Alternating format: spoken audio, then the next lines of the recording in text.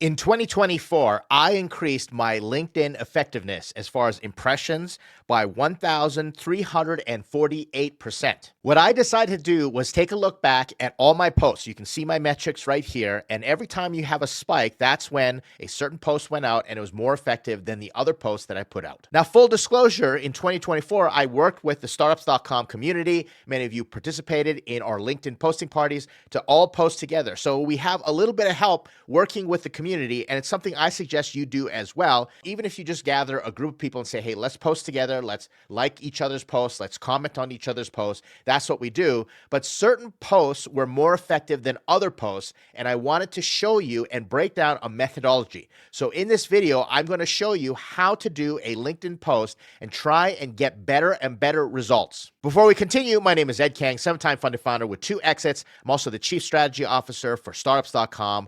Currently, I advise over 600 active founders. There are over 4,000 startups in our alumni network program. I've also been the general partner for a late stage accelerator fund. And right now I'm working on becoming a YouTube angel investor, starting an angel investor syndicate. Look for more information coming soon on that.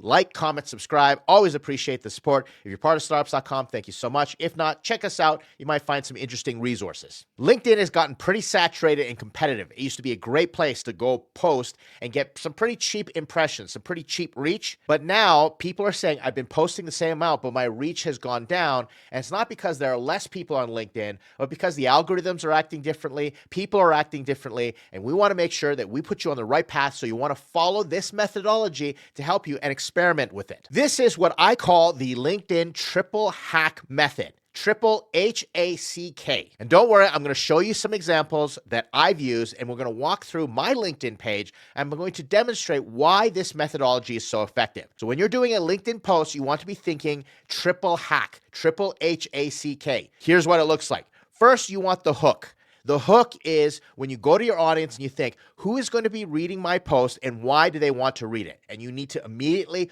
hook them in. Hooks are not just selling your product. In fact, those don't work very well at all. If you just say, hey, check out my landing page or check out my offer or do you need this?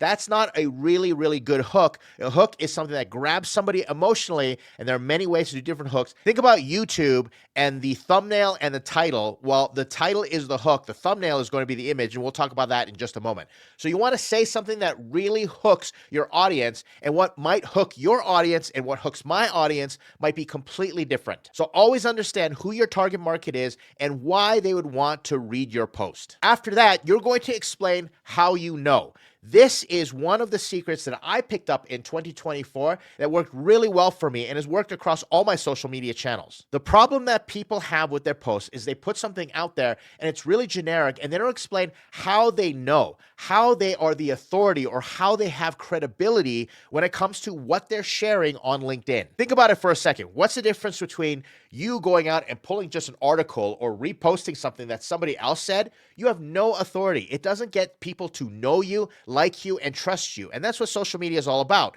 Get them to know you, know that you exist, get them to like you. Hey, I really appreciate this person's post. I appreciate their brand, their personality, and then trust you to continue on that journey, contact you, and do business with you. Therefore, you want to make sure that you are posting content based on your authority. And if you don't have that authority, go out and get some. Do some things that make you stand apart and say, this is how I know what I'm going to be telling you. I got the hook. This is how I know. And that way, you're going to start building that trust with your audience. Then after that, you are going to make a promise on how you will help them.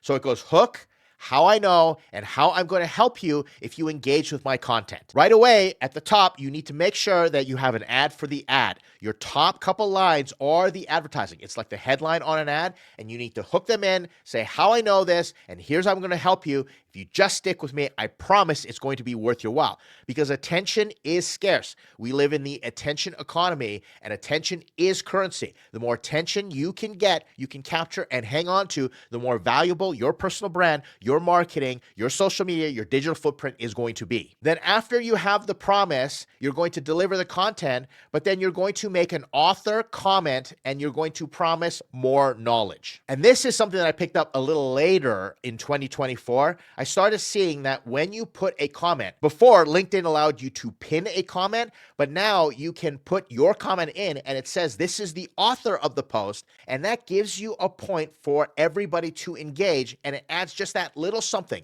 that little oomph, that little push, and develops momentum for the engagement on your post, which only creates more momentum because LinkedIn says, hey, your viewers, your followers are engaging with your post. They are commenting. Everybody's commenting. Therefore, I'm going to push out, this is what the LinkedIn algorithm says, I'm going to push out the post to more people because the more I can get them to stay and engage, well, the stickier LinkedIn becomes, the content is, and the more advertising they see, and that's how they make money. So by making sure that your author comment is the first one and you're putting knowledge out there, that's going to be a secret hack. This adds that little extra sauce to all your posts. Now, let me just talk about this author comment and the knowledge.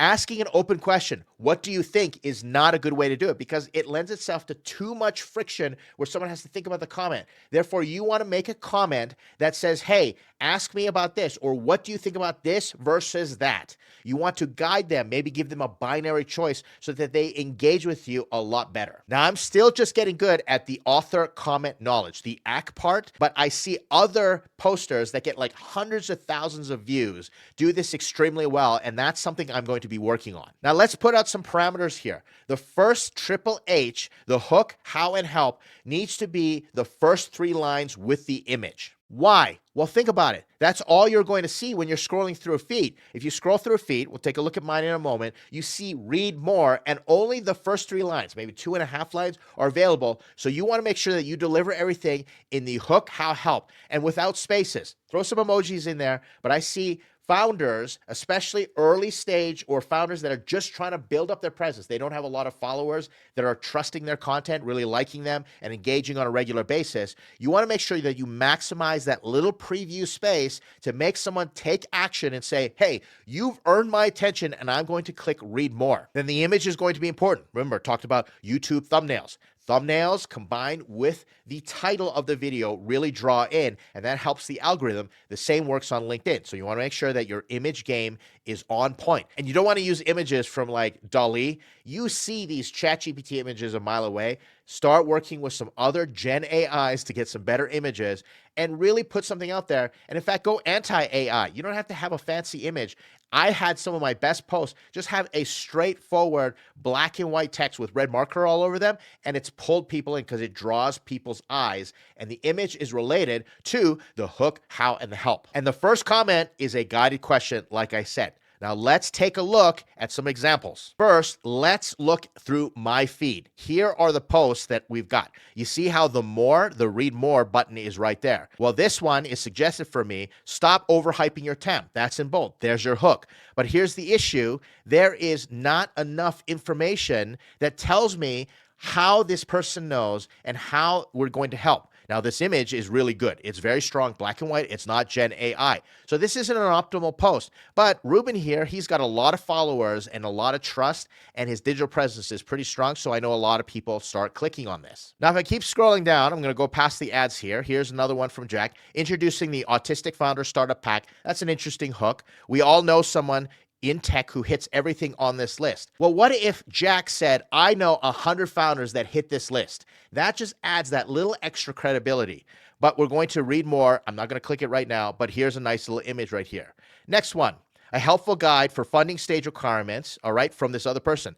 Now, this is from another person, and I know a lot of people share posts from other people, but why? When you could be putting yourself up there as the thought leader. So basically what Malcolm is doing is he's saying, I'm not the expert here. These individuals are the experts. And I'm sure Majd and Sahil here appreciate the shout out, and they're going to get more attention. I see several comments in Sahil's post from founders unhappy that they're being ignored by pre-seed investors. That's a really interesting hook. But again, we're not using enough of the real estate. We're not maximizing that space. But it's a good image, solid. Infographics, obviously, they work to a certain point. What we want to do is look at posts in terms of the marketing value. Here's the last one. Traditional software are expensive. So I compiled the best free alternatives. Now that's a little bit better in terms of how I know. This founder compiled the alternatives, and here's evidence right there. So we're going to read more. But it would just be super simple if we had the bold there, and I compiled best free alternatives out of, let's say, 500 software that I looked at. And here is a list and how you can start to use them yourself.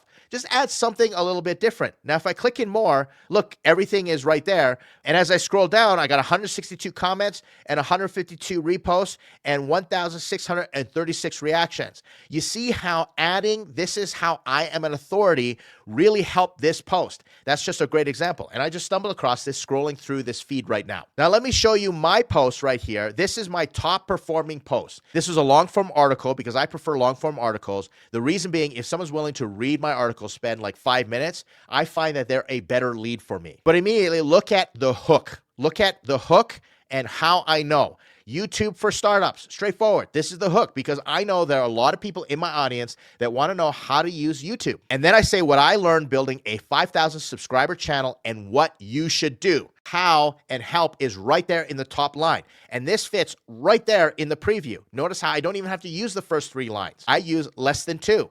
YouTube for startups. Hey, check it out. If you're interested in YouTube for startups, I have built a 5,000 subscriber audience, and here is what you need to know. And then the image shows evidence of my authority. And look at all the comments that I got. I got 1 repost, 48 comments, 63. And this ended up reaching 5,000, I believe, was the reach on this. 5,013 impressions. That was my top performing post, and it's not even that old. Now let's look at the next post here. It says, confused about pitch decks. That's my hook. I helped 145 startups with pitch decks, and I saw what worked and what didn't. This is how I know. Here are the basic slides you need to learn to create first. Bang. And then I'd put the information there. And then this is where I began experimenting with the first comment. See this author post. Which slide confuses you or causes you to struggle the most? The problem slide is one I took a long time to learn. Let me know, and I'll record other videos. I didn't get a lot of response, but I did get people reading this comment and then making their own comments. So at least I got 5 additional responses, 5 additional engagement points, 1,798 impressions. Not as good as my other one because saying I've helped 145 startups is a lot different saying that I've built a 5,000 subscriber channel. So you're going to get varying degrees of responses based on the authority of your posts. Here's a review. You want to hook, you want to explain how you know, and you want to explain and promise there's going to be help if someone engages with your post. That happens in the first 3 lines. Then you're going to make an author comment, and you're going to promise more knowledge. And you're going to offer a guided question. Give them a reason to engage with you and say, yeah, I totally relate, or this is what I struggle with, and get that conversation going. And it may not directly help you. It may not lead to sales,